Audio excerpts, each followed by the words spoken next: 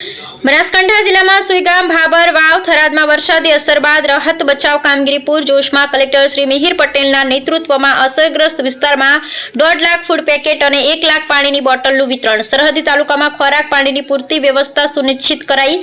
થરાદ દૂધ શીત કેન્દ્ર ખાતે રસોડું કાર્યરત. 3000થી વધુ પૂરગ્રસ્ત નાગરિકોને ભોજન વિતરણ કરાયું. બનાસકાંઠા જિલ્લાના સરહદી તાલુકામાં છેલ્લા 3 દિવસથી પવન સાથે ભારે નોંધાયો હતો વરસાદ. ખાસ કરી સુઈગામ, ભાબર, વાવ, થરાદ તાલુકામાં વરસાદને કારણે ગામડાઓમાં પાણી ભરાવા સાથે નાગરિકો મુશ્કેલીમાં મુકાયા હતા. હવે વરસાદનું જોર ઘટ્યું છે તથા સ્થિતિ સામાન્ય થઈ રહી છે.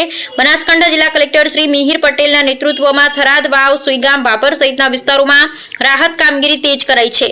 કલેક્ટર શ્રીના વડપણ હેઠળ વહીવટી તંત્ર દ્વારા કુલ 1.5 લાખ ફૂડ પેકેટ તથા 1 લાખ પાણીની બોટલ અસરગ્રસ્ત વિસ્તારમાં વિતરણ કરવામાં આવી રહી છે. જિલ્લા વહીવટી તંત્ર અને બનાસ ડેરીના સહયોગથી આ ફૂડ પેકેટ તૈયાર કરાયા છે. વહીવટી તંત્રે 1 લાખ પાણીની બોટલ તૈયાર કરી વિતરણ કામગીરી ચાલી રહી છે.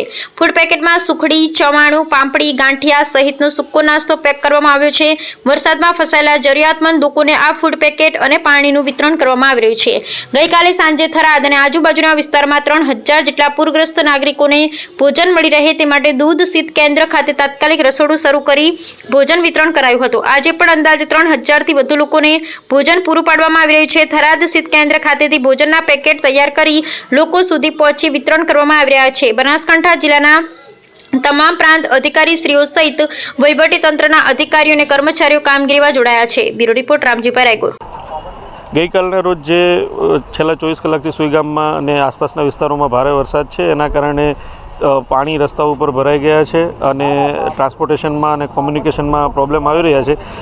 અમે ગઈકાલે રાત્રે જ જિલ્લા વહીવટીતંત્રની ટીમે સુઈગામ ખાતે ટ્રાન્સપોર્ટેશનથી અમે ત્યાં સંપર્ક કરી લીધો છે. અમે એમના કોન્ટેક્ટમાં છીએ અને અત્યાર સુધી 1.5 લાખ જેટલા ફૂડ પેકેટ અને 1 લાખ જેટલી પાણીની બોટલો પણ અમે ત્યાં પહોંચાડી દીધી છે. એસડીએમ ડીસા, એસડીએમ સુઈગામની ટીમ અને સમગ્ર વહીવટીતંત્ર આસપાસના ગામો જે છે એમાં અત્યારે અમે ફૂડ પેકેટ સામગ્રી વિતરણ કરી રહ્યા છીએ.